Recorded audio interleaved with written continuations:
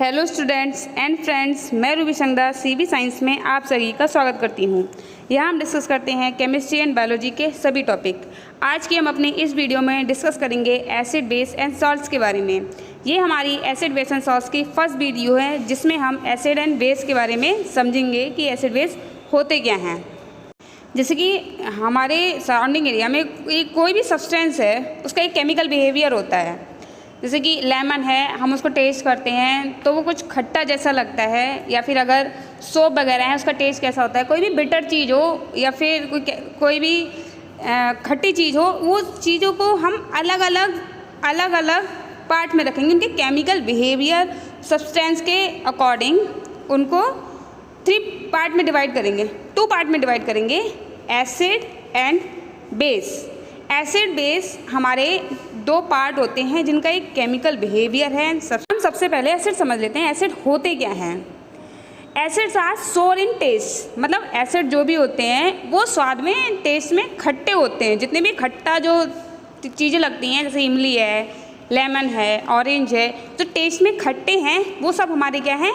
Acid.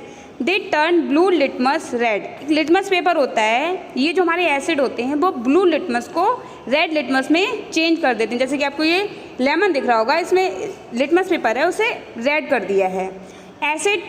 Acid कोरेड metals, जो acids होते हैं वो मेटल में लोहे को गला देते हैं, मीन्स उनमें जंग डाल देते हैं, जंग फॉर्म करते हैं, मेटल को जंग में फॉर्म कर देते हैं। Positively charge hydrogen ion, acid के ऊपर हाइड्रोजन आयन का पॉजिटिव चार्ज होता है। जो भी हमारे एसिड हैं उनमें हाइड्रोजन आयन का पॉजिटिव चार्ज होता है।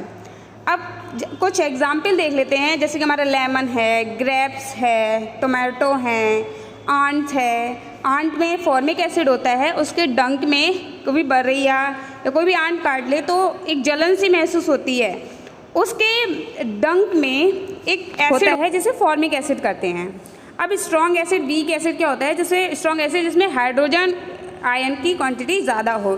For example hydrochloric acid, sulphuric acid हमारे स्ट्रॉन्ग एसिड हैं। वीक एसिड के एग्जांपल ले लेते हैं, acetic acid, oxalic acid, citric acid. जो हमारे ऑरेंज है, टोमेटो है, ये ऑरेंज वगैरह में हमारे सिट्रिक एसिड पाया जाता है। अब होता है concentrated acid and dilute acid. क्या होता है? कंसनट्रेटेड एसिड में मीन्स एसिड की क्वांटिटी ज़्यादा होती है, वाटर की क्वांटिटी कम होती है, कंसनट्रेटेड एसिड कहलाता है। जैसे कि हम एसिड लें, कोई भी एसिड लें, वाटर लें, एसिड की क्वांटिटी ज़्यादा रखें और वाटर की क्वांटिटी कम रखें, वो एसिड कहलाएगा हमारा कंसनट्रेटेड एसिड। अब डाइल्यूट एसिड क्या होता है? डाइल्यूट एसिड में हमारी वाटर की क्वांटिटी ज़्यादा होती है और एसिड की क्वांटिटी कम होती है। एक टेस्ट ट्यूब में वाटर लें और उसमें एसिड मिलाते जाएं, कम एसिड मिलाएं तो वो हमारा डाइल्यूट एसिड बनेगा। बेस क्या होते हैं?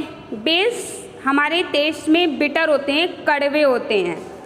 They turn red litmus blue, ये रेड लिटमस को ब्लू कर देते हैं, रेड लिटमस पेपर को ब्लू कर देते हैं। नेगेटिवली चार्ज हाइड्रोजन आयन, ये हाइड्रोजन आयन पे, हाइड्रोक्साइड आयन पे, OH आयन पे नेगेटिव चार्ज होते हैं। इट्स फील स्लिपरी, ये फील करने पर स्लिपरी होते हैं, फिसलने वाले होते हैं। आपने सोप देखा होगा, साबुन, वो स्लिपरी होता है। Okay. Most hand soap and dry cleaner are basis, जो हैंड सोप्स होते हैं, ड्राई क्लीनर होते हैं, वो सब हमारे बेस होते हैं। स्ट्रॉन्ग बेस क्या होता है? NaOH, KOH, CaOH, ये हमारे स्ट्रॉन्ग बेस के एग्जाम्पल हैं। एंड वीक बेस होता है NH4OH, वो हमारा वीक बेस है। ये सब हमारे बेसिस हैं। मोस्टली सोप होते हैं, सोपी होते हैं, स्लिपरी होते हैं, OH आयन होता है, नेगेटिव चार्ज होते हैं। एसिड बेस को आइडेंटिफाई करने के लिए, पहचानने के लिए कुछ इंडिकेटर्स होते हैं। जैसे कि हमें कोई एसिड दिया है, कोई बेस दिया गया है, हम उसे कैसे पहचानेंगे? आप कहेंगे हम उसे टेस्ट कर लेंगे। टेस्ट करने पे कुछ एसिड एंड कुछ बेस ऐसे होते हैं जो हमारी बॉडी के लिए हार्म करेंगे, तो हम इंडिकेटर्स का यूज़ करेंगे। इंडिकेटर्स क्या होते हैं? वो एसिड एंड बेस को आइडेंटिफाई करते हैं। अनइंट्रोड्यूस is a substance which give different colour in acid and a base. जो हमारे इंडिकेटर्स होते हैं वो डिफरेंट कलर, डिफरेंट टेस्ट, कुछ भी डिफरेंट टाइप के ऑर्डर वगैरह देते हैं, वो हमारे इंडिकेटर्स होते हैं। इंडिकेटर्स होते हैं 3 टाइप के, natural indicators, synthetic indicators and olfactory indicators. Natural indicators क्या होते हैं? The natural substance which may be use to identify acid and base और कॉल्ड नेचुरल इंडिकेटर्स। वो नेचुरल सब्सटेंस, वो नेचुरल पार्ट, जैसे प्लांट के कोई पार्ट हो गया, जो हमें आइडेंटिफाई कराते हैं, एसिड और बेस में पहचान कराते हैं, उन्हें नेचुरल इंडिकेटर्स कहते हैं। कुछ एग्जाम्पल देख लेते हैं। लिटमस पेपर जो होता है एसिड में रेड हो जाता है और बेस में ब्लू कलर का हो जाता है। लिटमस पेपर एसिड में रेड कलर का हो जाता है और बेस में ब्लू कलर का हो जाता है।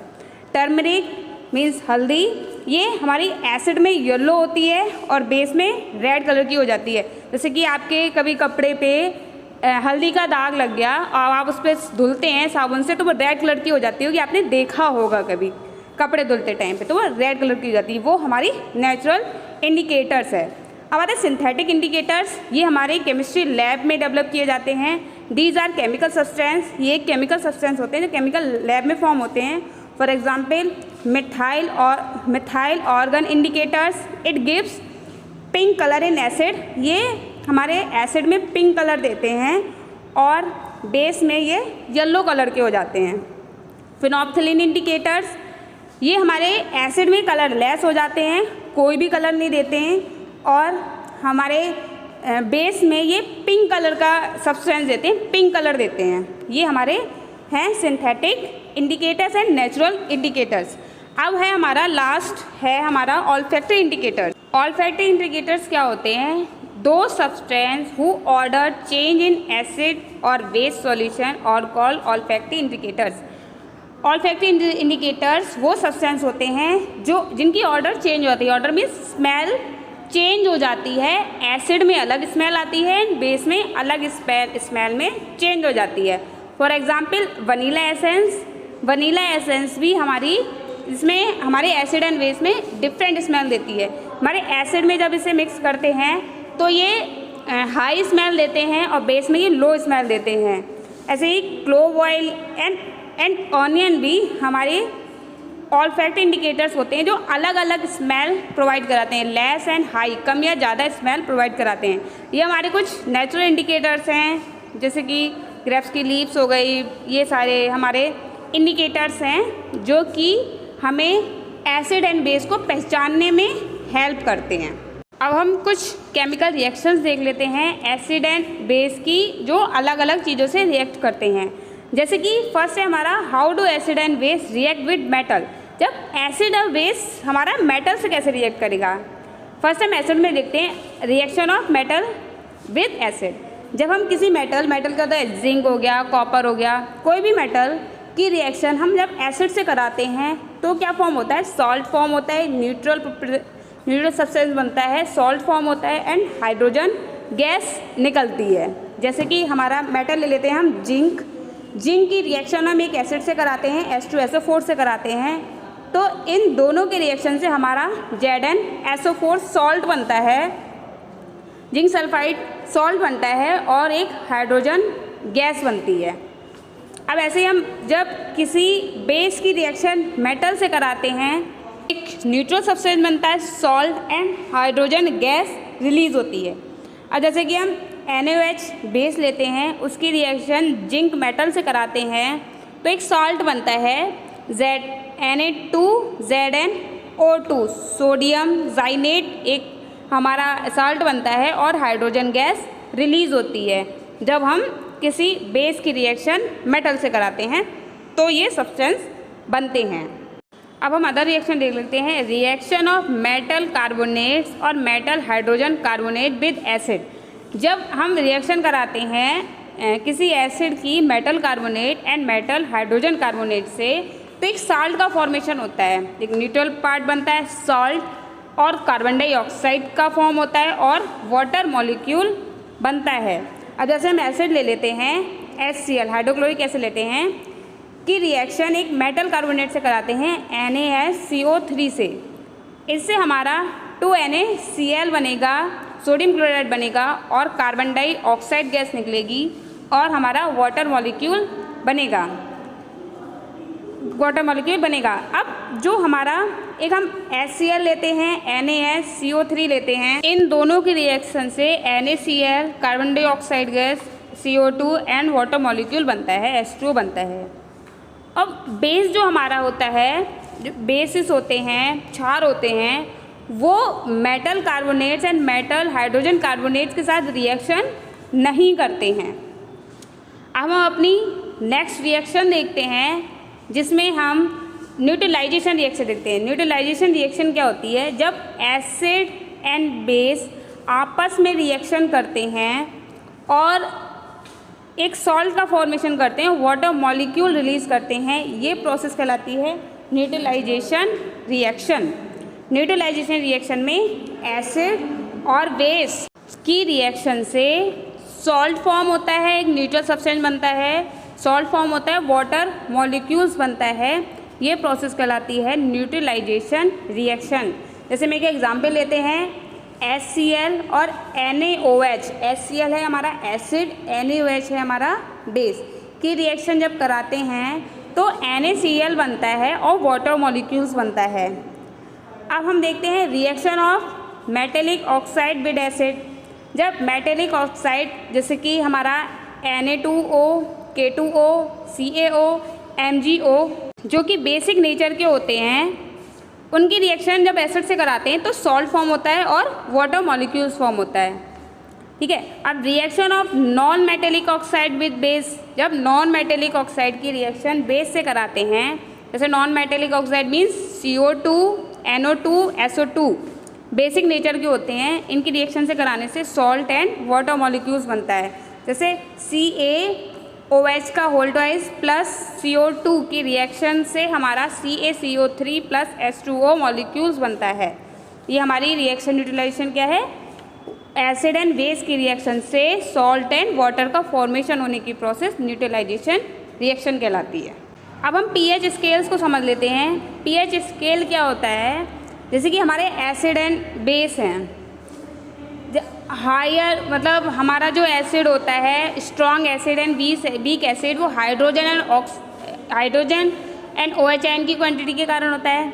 जैसे हमारा pH स्केल में 0 to 7 तक हमारे एसिड्स होते हैं।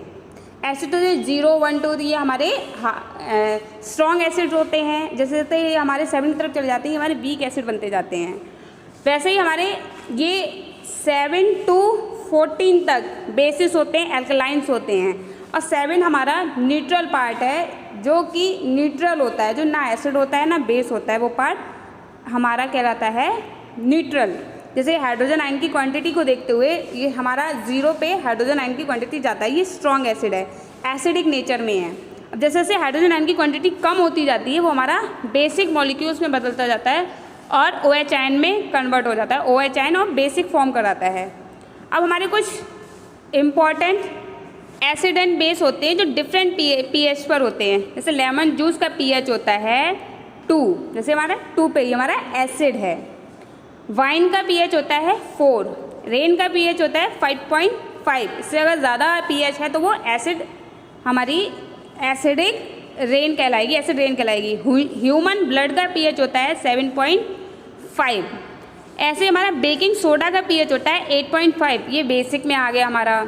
डिटर्जेंट का pH होता है 10 एंड ब्लीच का pH होता है हमारा 12.5। ये हमारे कुछ इम्पॉर्टेंट pH हैं जो कि इम्पॉर्टेंट हैं हमारे लाइफ में।